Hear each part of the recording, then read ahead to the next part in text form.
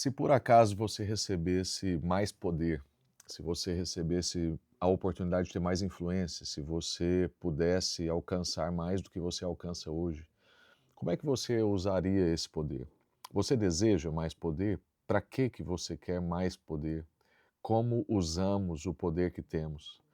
Eu quero conversar um pouquinho com você sobre isso, porque nos últimos vídeos que nós temos considerado dois textos principalmente, que é o texto de Atos, ali no início, e também o de Apocalipse, no capítulo 3, essa pergunta está de forma invisível aparecendo no texto. Quando o texto diz que nós receberemos poder ao descer sobre nós ao Espírito, e então nós seremos testemunhas, muitas vezes nós precisamos perceber assim, por que queremos poder e o que faremos com esse poder. Ao mesmo tempo, para a igreja de Apocalipse, que Deus faz ali elogios para aquela igreja, ao mesmo tempo diz que a igreja é fraca, conhece aquela que é a fragilidade daquela igreja, e ele não diz isso como uma crítica, ele diz isso como uma constatação, e é um texto onde ele está fazendo só elogios para aquela igreja. Portanto, fica essa pergunta invisível: se nós recebemos poder para ser testemunhas e muitas vezes ainda questionamos que não temos poder e queremos poder e tal, o que faríamos com mais poder?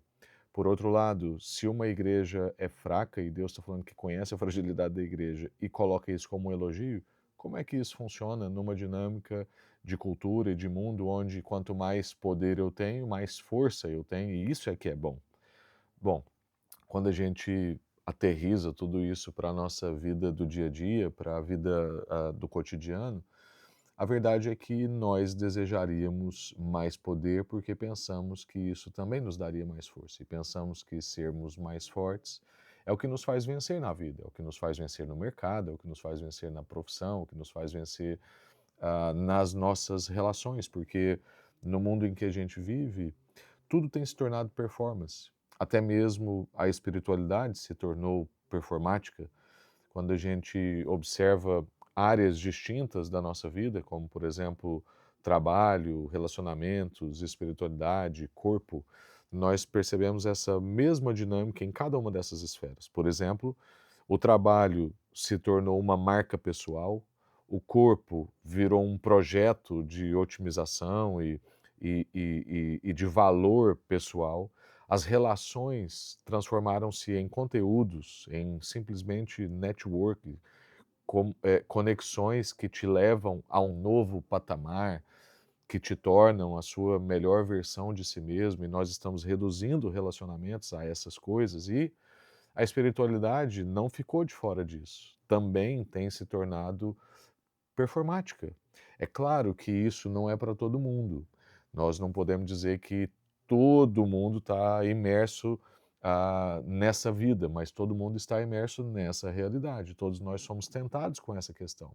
Muitas vezes não de forma consciente, mas a verdade é que nós respiramos esse mesmo ar e sofremos essa mesma pressão, temos essa mesma tentação. A pressão está lá e é constante na nossa vida, de forma que o culto precisa ser impressionante, o testemunho que nós damos também precisa ser dramático, necessariamente, e a nossa vida cristã precisa parecer vitoriosa, equilibrada, inspiradora.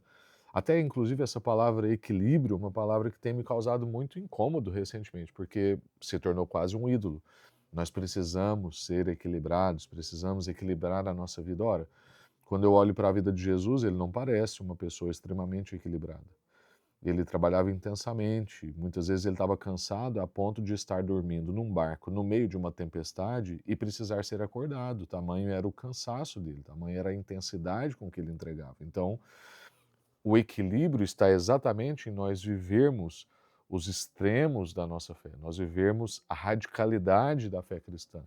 Esse é o nosso conceito de uma vida equilibrada, que é quando eu puxo para o extremo do mundo, e aí isso promove o equilíbrio.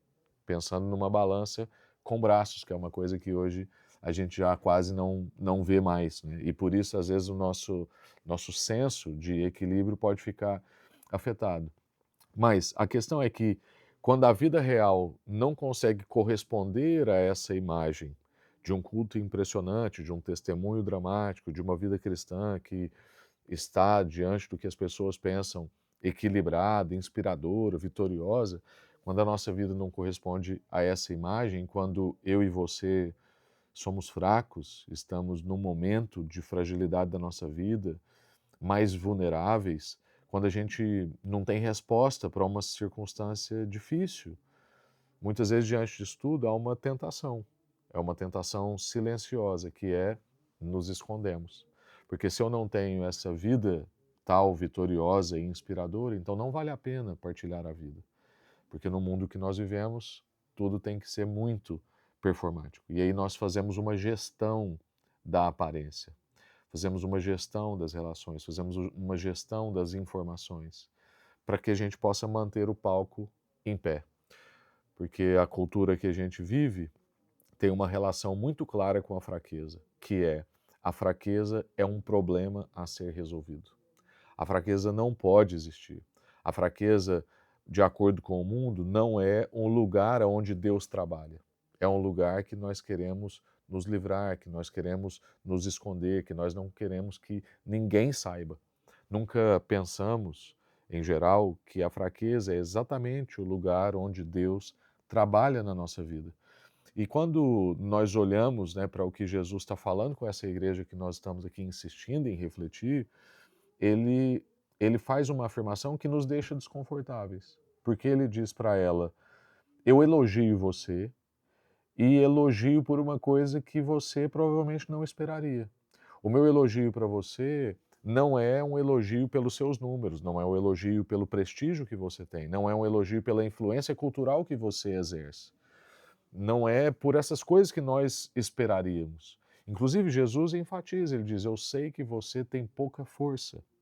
Ele não diz isso para corrigir a igreja. Não é tipo um diagnóstico que vai seguido de uma receita. Eu vi que você é fraco, mas eu vou te ajudar aqui e agora você vai ficar forte. Não, ele simplesmente reconhece a realidade daquela igreja. E ele diz isso com ternura, ele diz isso com apreço, ele não está fazendo isso com desprezo. E aí depois Jesus diz o que essa igreja faz com essa pouca força.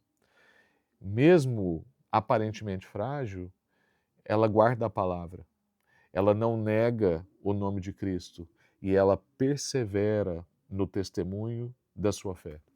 Então, ele não diz para essa igreja: olha, você conquistou, você expandiu, você impressionou. Não. Ele diz: você guardou, você não negou e você perseverou, você se manteve fiel. E isso é profundamente contracultural para a nossa realidade. Jesus está aqui falando para uma igreja, mas a igreja somos nós. Jesus está falando para cada um de nós o que importa, o que é realmente essencial na nossa vida. Porque apesar da nossa sociedade celebrar as conquistas, a expansão, o crescimento visível, no reino de Deus, a métrica é diferente. A fidelidade conta mais do que o impacto mensurável. A perseverança, a fidelidade, essa constância conta mais do que a performance. Não negar o nome do Senhor, mesmo quando isso é custoso, é isso que Jesus nota. É o que Jesus elogia para a nossa vida. É aqui que a gente vê, por exemplo, o paradoxo paulino fazendo sentido, porque, na verdade, tudo que nós estamos falando aqui vai dizer de uma coisa que a gente poderia chamar de o paradoxo da fragilidade, o paradoxo da fraqueza. O apóstolo Paulo, depois de uma vida dura e uma vida inteira, no final, ele entende uma coisa que custou a vida toda dele. Ele diz: quando eu sou fraco, é que então eu sou forte. Depois de uma vida de serviço, de sofrimento, de experiências que nenhum de nós passamos, Paulo chega numa sublime conclusão da sua vida: quando eu estou fraco, é que eu sou forte. Paulo não está aqui falando de resignação, Paulo não está também te convidando ao estoicismo cristão. Não, Paulo está fazendo uma descoberta teológica real. É assim que funciona no reino de Deus. Essa é a métrica do reino. Nascida da minha experiência, eu provei isso, isso é real para mim. A fraqueza que é reconhecida se torna o lugar da nossa fortaleza espiritual. O lugar do seu poder, voltando à pergunta do início, o que você faria com mais poder? Por que você quer mais poder? O lugar do desenvolvimento do seu poder espiritual é no lugar de uma fraqueza reconhecida. Reconheça a sua fraqueza e você vai perceber o Senhor atuando exatamente ali com poder. Porque não é que a fraqueza é boa em si, mas é porque a fraqueza nos faz parar diante de Deus e confiar nele ao invés de confiar em nós próprios. O reconhecimento dessa fraqueza nos leva a começar a depender finalmente do Senhor, a depender de uma outra coisa, entre aspas, que não seja nós próprios e as nossas capacidades. É aqui que a gente volta para essa pergunta do início. O que que você quer com mais poder? Por que que o Espírito Santo não foi dado para nós do jeito que a gente pensava? O texto vai deixando claro que o poder do Espírito não foi dado para alimentar as nossas fantasias. O poder do Espírito não foi dado para alimentar os nossos desejos de grandeza. Não.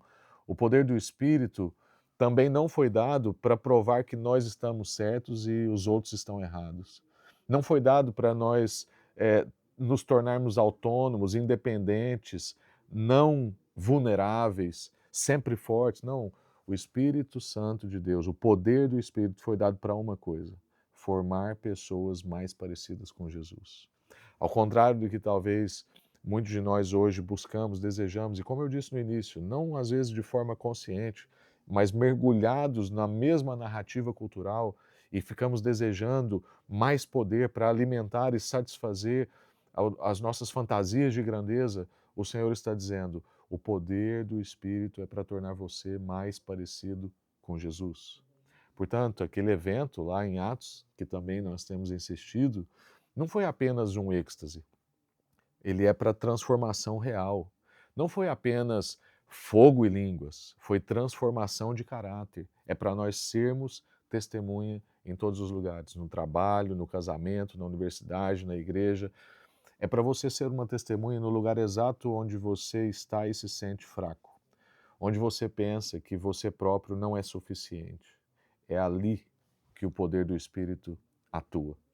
Então, a pergunta ainda não desaparece, ela continua, que é: o que você faria com mais poder? E se a resposta honesta da sua parte for: eu provaria algo para alguém, eu chegaria a mais pessoas, eu teria mais influência, eu finalmente não precisaria de ninguém, eu poderia ser autônomo, então o poder do Espírito não é o que você procura. O que você procura é autonomia, o que você procura é validação, o que você procura é grandeza. E o Espírito não veio para dar isso. O Espírito veio para fazer uma coisa real na minha e na sua vida, nos tornarmos mais parecidos com Jesus. O Espírito veio dar uma coisa mais difícil, uma coisa, na verdade, impossível, porque nós próprios não poderíamos chegar nesse ponto.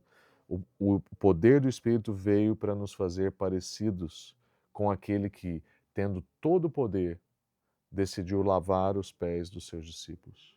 Que, podendo descer da cruz, ficou lá. Ele veio para que, sendo forte, o Senhor pudesse escolher se fazer fraco. Para que, na fraqueza dele, houvesse força para todos. É por isso que o poder do Espírito vem, é assim que ele se manifesta. Portanto, para uma igreja que tinha pouca força, e para a nossa esperança, se você se considera hoje com pouca força, talvez cansado, frágil, assim como foi para aquela igreja, é para mim e para você, o Senhor não nos corrige, o Senhor nos elogia. Reconheça a sua fraqueza, confesse a sua pouca força e deixe que o poder do Espírito seja a sua grandeza. Aprenda que a fraqueza não é o seu destino, mas é nessa fraqueza que nós podemos encontrar o lugar que nós mais precisamos, que é o lugar da dependência do Senhor. E é nessa dependência, muito provavelmente, é exatamente ali onde nós vamos nos tornar uma testemunha mais autêntica. Portanto, acolha a sua fraqueza, deseje o poder do Espírito Santo, mas para a transformação do seu caráter, para que nós possamos ser mais parecidos com o Senhor Jesus dia após dia, podendo ser fraco, ou podendo ser forte, nos fazemos de fraco, podendo descer da cruz, continuamos na cruz, para a bênção de muitas pessoas, para que na nossa fraqueza outros possam ser fortalecidos e nós sigamos sendo uma testemunha fiel e melhor a cada dia. Deus te abençoe.